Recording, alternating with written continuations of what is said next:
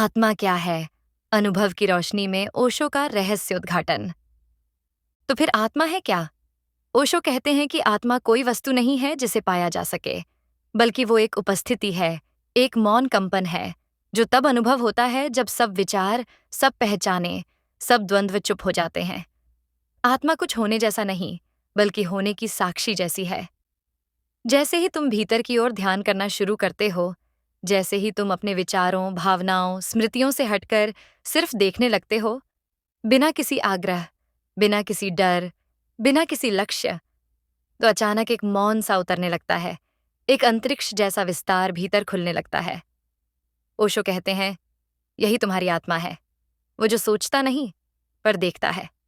वो जो करता नहीं, पर सबके भीतर सहज रूप से प्रवाहित होता है। आत्मा तुम्हारा कोई अंश नहीं है। वो तुम हो, तुम्हारा मूल, तुम्हारी अंतिम सच्चाई। वो जन्म से पहले भी थी, मृत्यु के बाद भी रहेगी, क्योंकि वो समय से परे है, रूप से परे है। ओशो इस बोध को न तो धार्मिक कहते हैं, न दार्शनिक। वे इसे आंतरिक विज्ञान कहते हैं, जिसका अनुभव प्रत्येक व्यक्ति स्वयं कर सकता है। ध्यान, प्रेम, मौन, करुणा, ये आत्मा के दरवाजे हैं। जैसे ही व्यक्ति भीतर मौन होता है, आत्मा की सुगंध बाहर बहने लगती है, उसकी आंखों से झांकती है, उसकी उपस्थिति में झलकती है।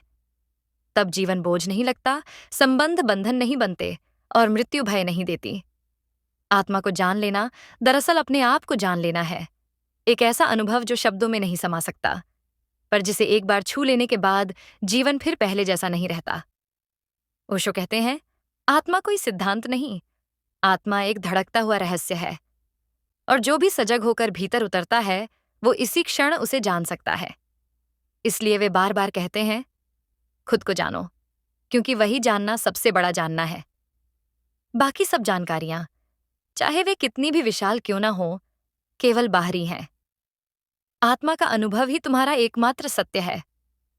ओशो आत्मा को परिभाषित नहीं करते, क्योंकि वो कहते हैं, आत्मा को कोई परिभाषा दे ही नहीं सकता। कोई भी शब्द उसके लिए परिपूर्ण नहीं हो सकता, क्योंकि आत्मा शब्द की परिधि से परे है। फिर भी अनुभव के स्तर पर वे आत्मा को एक गूढ़, मौन, चेतन ऊर्जा के रूप में महसूस करते हैं, जिसे केवल साक्षी भाव, विटनेसिंग अवेयरनेस के माध्यम से जाना जा सकता है। ओशो के अनुसार आत्मा वो साक्षी है जो मन की उठती गिरती तरंगों को, शरीर के परिवर्तन को, भावनाओं के आगमन और अंत को देखता है, मगर इनमें फंसता नहीं। वे कहते हैं, एक क्षण आएगा जब तुमने विचारों के पीछे जाना छोड़ दिया, अपने इमोशंस को पकड़ना बंद कर दिया, तब तुम इस साक्ष्य को पहचान पाओगे। वो साक्षी ही आत्मा है। आत्मा कोई ऑब्जेक्ट नहीं, कोई वस्तु नहीं। वो तो चेतना का शुद्ध स्रोत है। वो अनुभव करता है न कि अनुभव। आत्मा को अनुभूत किया जा सकता है केवल तभी जब व्यक्ति स्वयं से पूरी तरह निर्विचार हो जाए, पूरी तरह अस्तित्व के साथ एकाकार हो जाए। आत्मा का अर्थ कोई छाया या स्मृति नहीं।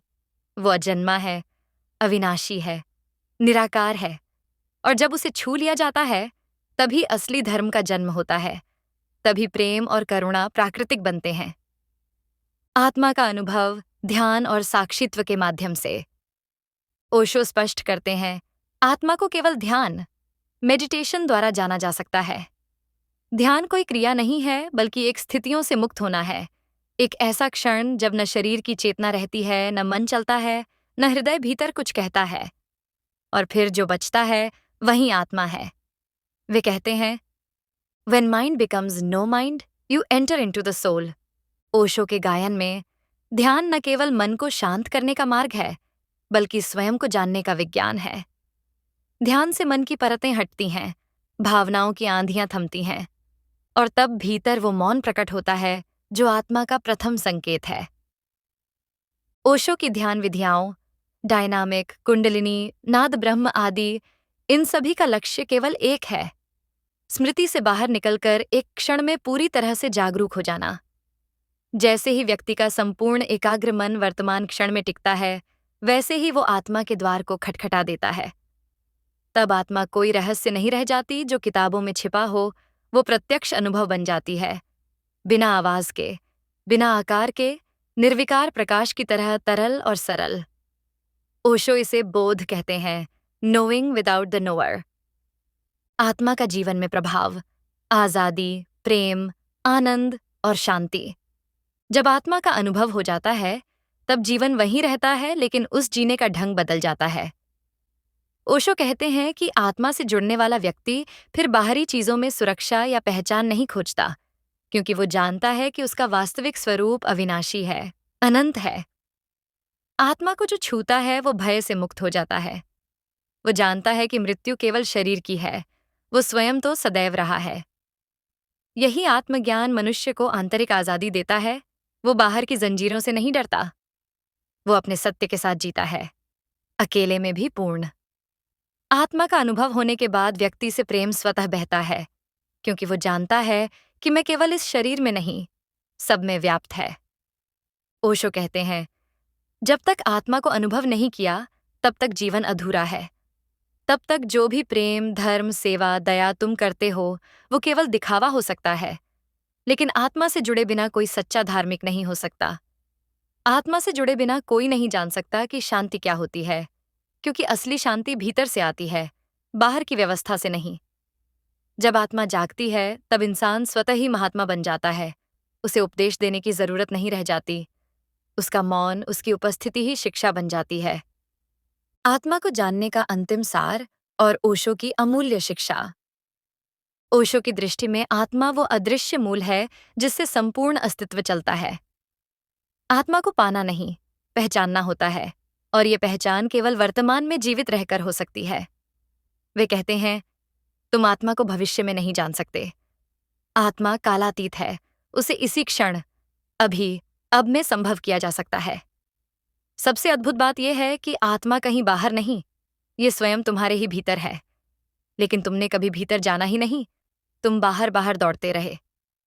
ओशो ये भी बहुत प्रेम से बताते हैं कि आत्मा को पाने के लिए तीर्थ करने की, जंगल जाने की आवश्यकता नहीं, सिर्फ सजग, जागृत और मौन बनना है।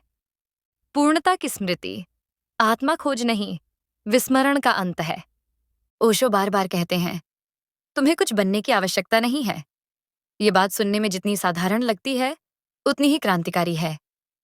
आधुनिक जीवन का हर हिस्सा, शिक्षा, धर्म, परिवार, समाज, तुमसे कहता है कि तुम अभी अधूरे हो, अपूर्ण हो, दोषपूर्ण हो, और तुम्हें खुद को बेहतर बनाना है, ऊपर उठाना है, कुछ बनकर दिखाना है। लेकिन ओशो इस पूरे मनोवैज्ञानिक ढांचे को ही पलट देते हैं। वे कहते हैं, तुम पहले से पूर्ण हो, लेकिन तुम्हें ये याद नहीं। आत्मा तुम्हारा वो स्वरूप है जो जन्म के पहले भी था और मृत्यु के बाद भी रहेगा। तुम उसे बाहर नहीं खोज सकते, क्योंकि वो तुम्हारे भीतर है। इतना भीतर कि तुमने उसे हजारों नकली चेहरों, भूमिकाओं और व्यक्तित्वों की परतों के नीचे छुपा रखा है। ये खोज आत्मा की नहीं होती, ये विस्मरण का अंत होती है। आत्मा की यात्रा कुछ जोड़ने की नहीं होती, ये एक एक कर सभी झूठे, उधार लिए हुए विचारों, आत्म छवियों और मैं की परतों को उतारने की होती है। जब सब कुछ उतर जाए, तब जो मौन बचता है, वही आत्मा है। आत्मा कोई वस्तु नहीं, जिसे पाया जाए। वो तो वही मौन होना है जो हमेशा से वहां था, पर तुमने उसे कभी देखा नहीं।